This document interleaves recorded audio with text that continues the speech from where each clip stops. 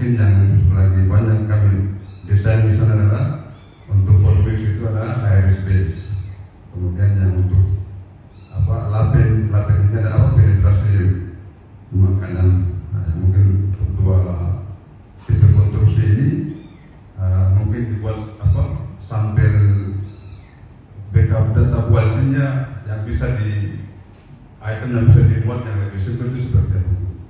Mungkin itu yang bisa ditanyakan ke Kemudi.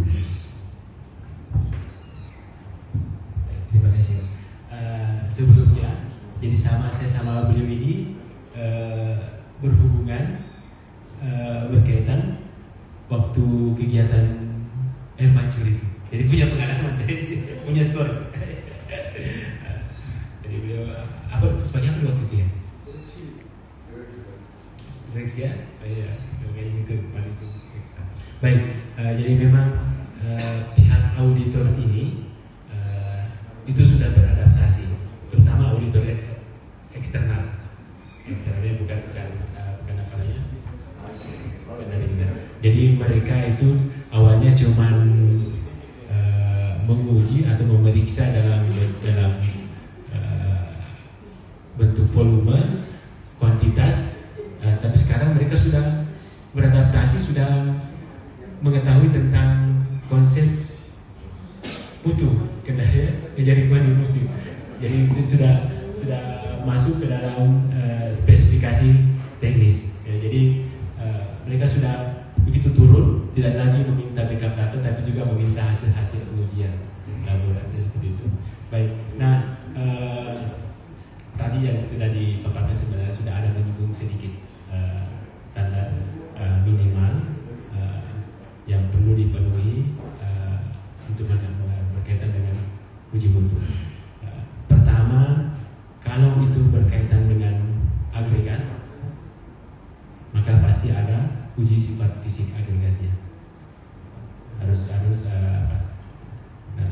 terus kalau ada pembuatan komposisi adukan atau campuran, maka itu pasti juga ada pengujian atau rancang campur adukan. Biasanya kalau kami di laboratorium beton, karena kebetulan saya pegang beton, itu satu paket kami buat laporannya. Jadi sebelum kita membuat rancangan adukan beton, kita buatkan dulu uji sifat fisik agregatnya.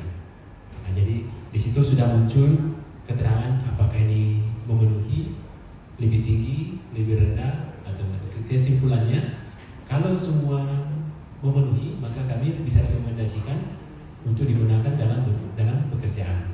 Nah, berarti itu sudah satu poin sebenarnya, bahwa ini sudah melakukan uji mutu, sudah melakukan kontrol mutu, bahwa agregat atau bahan-bahan yang akan digunakan sudah diuji dan diperiksa dan sudah diklarifikasi, diimplementasi. Nah, terus yang selanjutnya dari bahan-bahannya, selanjutnya adalah hasil yang didapatkan. Ya, kenapa ini harus tetap diuji lagi? Karena contoh kalau kembali di laboratorium beton, bahwa kita di beton itu melakukan trial mix berdasarkan bahan-bahan atau agregat yang sudah diterima. Nah, hasil trial mixnya itu didapatkan mutu yang didapat, apakah sesuai mutu sekian, tapi itu adalah hasil laboratorium. Hasil makanya biasa disediakan sebagai JMF, job mix formula, artinya masih dalam bentuk formulasi dalam laboratorium. Nah, sebelum digunakan, diaplikasikan di lapangan, itu dianjurkan untuk membuat trial mix di lapangan, karena bisa jadi antara laboratorium dengan site itu memiliki pasti ada perbedaan-perbedaan. Ya. Kalau di laboratorium agregatnya bisa dijaga, kalau di site agregatnya bisa saja kena hujan, itu kena apa seperti itu. Nah, jadi komposisi yang keluar dari laboratorium itu disarankan untuk dibuat mix design di site. Nah, baru diuji kembali. Kalau hasil ujinya sudah sesuai dengan hasil yang di laboratorium, bisa direkomendasikan untuk diaplikasikan. aplikasikan untuk pelaksanaannya.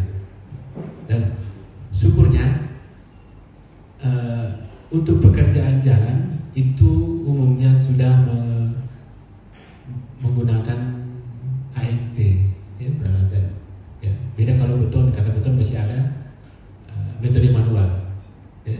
Tapi kalau AMP kan biasanya sudah ada takarannya, ada mesin molnya, sudah biasa. Jadi kita tinggal kalibrasi atau kontrol di AMP saja.